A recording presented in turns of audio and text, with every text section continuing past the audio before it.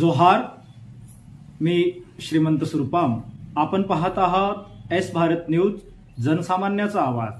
बातमी आहे देसाईगंज येथून। गडचिरोली जिल्ह्यातील देसाईगंज तालुक्यामध्ये काँग्रेस कमिटीच्या वतीने आयोजित आढावा सभा संपन्न झाली। या बैठकीला आरमोरीचे आमदार रामदासजी मसराम उपस्थित राहून कार्यकर्त्यांना मार्गदर्शन केले।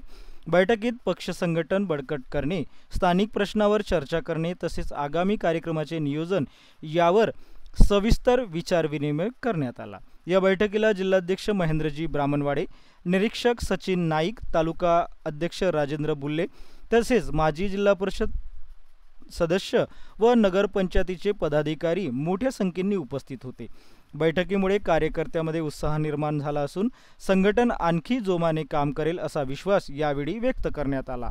काँग्रेस कमिटीच्या आढावा बैठक देसाईगंजचे आमदार रामदासजी मसराम यांच्या उपस्थितीत पार पडली आहे। अशाच नवनवीन घडामोडी पाहण्यासाठी आजच आमच्या एस भारत यूट्यूब न्यूज चॅनलला लाईक करा, शेअर करा आणि सबस्क्राईब करा। जोहार।